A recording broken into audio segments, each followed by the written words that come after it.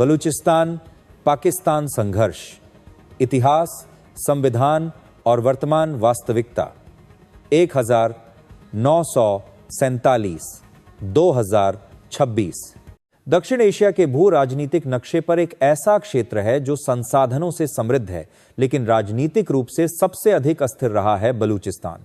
क्षेत्रफल के लिहाज से पाकिस्तान का सबसे बड़ा प्रांत, लेकिन जनसंख्या के हिसाब से सबसे छोटा। प्राकृतिक गैस, सोना, तांबा, कोयला और रणनीतिक समुद्री तट सब कुछ यहां है। फिर भी 1947 से लेकर आज तक यह क्षेत्र केंद्र और प्रांत के बीच अविश्वास, विद्रोह, सैन्य कार्रवाई और अलगाववादी राजनीति का केंद्र बना रहा है। यह डॉक्यूमेंट्री किसी पक्ष का समर्थन या विरोध नहीं करती। यह केवल ऐतिहासिक घटनाओं, आधिकारिक दस्तावेजों, संवैधानिक प्रावधानों और अंतर्राष्ट्रीय रिपोर्टों के आधार पर पूरे संघर्ष का क्रमिक और संतुलित विश्लेषण प्रस्तुत करती है। भाग 1 ऐतिहासिक पृष्ठभूमि कलात राज्य और 1947-48 का विलय 1.1 कलात राज्य की स्थिति ब्रिटिश काल। ब्रिटिश भारत के दौरान बलूचिस्तान पूरी तरह एकीकृत प्रांत नहीं था। इसमें 3 प्रकार की प्रशासनिक इकाइयां थीं। ब्रिटिश प्रशासित क्षेत्र, रियासती क्षेत्र, कलत सबसे प्रमुख खार। कलात एक रियासत थी जिसके शासक खान ऑफ कलात कहलाते थे। ब्रिटिशों के साथ 1876 की संधि के बाद यह एक संरक्षित रियासत थी, पूर्णतः ब्रिटिश भारत का हिस्सा नहीं। 1.21947 विभाजन और स्वतंत्रता की घोषणा 3 जून 1947 की माउंटबेटन योजना के तहत ब्रिटिश भारत का विभाजन हुआ। रियासतों को 3 विकल्प दिए गए: भारत में विलय, पाकिस्तान में विलय, स्वतंत्र रहना, व्यावहारिक रूप से सीमित विकल्प। कलात ने 15 अगस्त 1947 को स्वतंत्रता की घोषणा की। कुछ ऐतिहासिक अभिलेख बताते हैं कि कलात की संसद दारुल उमरा ने स्वतंत्र रहने का प्रस्ताव पारित किया था। 1.3 पाकिस्तान में विलय मार्च 1948। पाकिस्तान के संस्थापक मोहम्मद अली जिन्ना पहले कलात के कानूनी सलाहकार रह चुके थे। मार्च 1948 में पाकिस्तान सरकार ने विलय के लिए दबाव बढ़ाया। 27 मार्च 1948 को खान ऑफ कलात ने पाकिस्तान के साथ विलय पत्र इंस्ट्रूमेंट ऑफ एक्सेशन पर हस्ताक्षर किए। पाकिस्तानी आधिकारिक दृष्टिकोण विलय कानूनी और वैध था। हस्ताक्षरित दस्तावेज मौजूद है। बलूच राष्ट्रवादी दृष्टिकोण विलय दबाव में हुआ, जनता से जनमत संग्रह नहीं हुआ। यहीं से पहला असंतोष शुरू हुआ। भाग 2 प्रारंभिक विद्रोह 1948-1977। 2.11 का विद्रोह प्रिंस अब्दुल करीम खान के भाई ने सशस्त्र प्रतिरोध शुरू किया। यह छोटा लेकिन प्रतीकात्मक विद्रोह था। 2.1958 का विद्रोह 1958 में पाकिस्तान में मार्शल लॉ लागू हुआ। जनरल अयूब खान, बलूच नेताओं को गिरफ्तार किया गया। नवाब नौरोज खान ने विद्रोह किया, जिसे दबा दिया गया।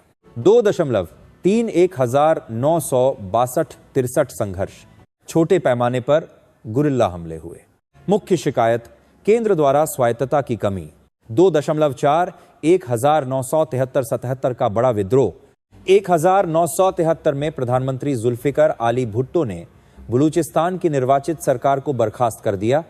इसके बाद लगभग 55 शून्य बलूच लड़ाके, लगभग 80 शून्य पाकिस्तानी सैनिक संघर्ष में शामिल हुए। हजारों लोगों की मौत हुई, संख्या विवादित। 1977 में जनरल जिया उल हक के सत्ता में आने के बाद आम माफी दी गई। भाग 3 राजनीतिक शिकायतें। 3.1 संसाधनों का मुद्दा। बलूचिस्तान पाकिस्तान की प्राकृतिक गैस का बड़ा स्रोत है। सुई गैस क्षेत्र। बलूच राष्ट्रवादी तर्क, संसाधन से राजस्व कम मिलता है, स्थानीय विकास नहीं हुआ। संघीय सरकार का तर्क, नेशनल फाइनेंस कमीशन एनएफसी के तहत फंड वितरण। 18वां संशोधन 2010 से प्रांतों को अधिक अधिकार। 3.2 संघीय ढांचा। 1973 का संविधान पाकिस्तान को संघीय गणराज्य घोषित करता है। 18वें संशोधन 2010 के बाद शिक्षा, स्वास्थ्य, संस्कृति जैसे विषय प्रांतों को सौंपे गए, फिर भी असंतोष बना रहा। भाग 4, उग्रवादी संगठनों का उदय। 2000 के दशक में नए संगठन उभरे। Balochistan liberation army BLA, Baloch liberation front BLF, Baloch republican army BRA। इनका लक्ष्य स्वतंत्र बलूचिस्तान। चीनी परियोजनाओं का विरोध। पाकिस्तान ने ब्ला को आतंकवादी संगठन घोषित किया। अमेरिका और ब्रिटेन ने भी ब्ला को आतंकवादी सूची में डाला। भाग 5, सैन्य अभियान और मानवाधिकार आरोप। 2005 के बाद सैन्य अभियान तेज। लापता व्यक्तियों का मुद्दा उठा। मानवाधिकार संगठनों जैसे एमनेस्टी इंटरनेशनल ने जबरन गायब करने, न्यायतर हत्याओं के आरोप लगाए। पाकिस्तानी सरकार का रुख, आतंकवाद विरोधी कार्रवाई, विदेशी समर्थन प्राप्त विद्रोह। भाग 6, CPEC और भू राजनीति। 2015 में China Pakistan economic corridor CPEC शुरू हुआ। मुख्य परियोजना ग्वादर पोर्ट। महत्व, चीन को अरब सागर तक पहुंच। रणनीतिक महत्व, विद्रोही संगठनों ने चीनी इंजीनियरों और परियोजनाओं को निशाना बनाया। भाग 7, वर्तमान स्थिति 2024-2026। हाल के वर्षों में आत्मघाती हमले, सुरक्षा बलों पर हमले, रेल और बुनियादी ढांचे पर हमले, सरकार, विकास पैकेज, राजनीतिक सुलह, परंतु पूर्ण शांति नहीं। भाग 8, क्या बलूचिस्तान का कोई अलग आधिकारिक संविधान है? स्पष्ट उत्तर नहीं। बलूचिस्तान पाकिस्तान का संवैधानिक प्रांत है, उसका अलग संप्रभु संविधान नहीं है।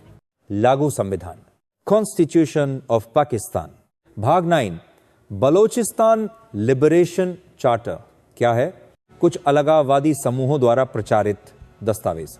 स्थिति, पाकिस्तान द्वारा मान्यता प्राप्त नहीं, अंतरराष्ट्रीय स्तर पर मान्यता नहीं, किसी स्थापित राज्य का आधिकारिक संविधान नहीं, इसलिए इसे आधिकारिक संवैधानिक दस्तावेज नहीं माना जा सकता। भाग 10, पाकिस्तान का 1973 संविधान और धार्मिक अल्पसंख्यक। प्रमुख अनुच्छेद, अनुच्छेद 20 धर्म की स्वतंत्रता, अनुच्छेद 22 धार्मिक शिक्षा पर अधिकार, अनुच्छेद 36 अल्पसंख्यकों की सुरक्षा, हिंदुओं के लिए विशेष प्रावधान। पाकिस्तान के संविधान में हिंदू शब्द अलग से नहीं लिखा। अल्पसंख्यक शब्द प्रयोग, बलूचिस्तान में हिंदू समुदाय मौजूद। हिंगलज माता टेम्पल एक प्रमुख धार्मिक स्थल। 2017 हिंदू मैरिज एक्ट पारित। जमीनी हकीकत बनाम संवैधानिक गारंटी। संविधान धार्मिक स्वतंत्रता देता है। मानवाधिकार रिपोर्ट, जबरन धर्मांतरण के आरोप, सुरक्षा, चुनौतियां, दोनों के बीच अंतर बना हुआ है। निष्कर्ष, भविष्य क्या? 3 संभावनाएं, पूर्ण सैन्य दमन, राजनीतिक सुलह और अधिक स्वायत्तता। अंतरराष्ट्रीय हस्तक्षेप, सबसे यथार्थवादी विकल्प। संवैधानिक ढांचे के भीतर राजनीतिक समाधान। अंतिम टिप्पणी, बलूचिस्तान का संघर्ष केवल सुरक्षा का मुद्दा नहीं है, यह पहचान, संसाधन, संघीय ढांचे और विश्वास का प्रश्न है। कोई अलग आधिकारिक बलूच संविधान मौजूद नहीं है। अल्पसंख्यकों के अधिकार पाकिस्तान के 1973 संविधान के तहत परिभाषित हैं। भविष्य इस बात पर निर्भर करेगा कि राजनीतिक संवाद कितना ईमानदार और समावेशी होता है।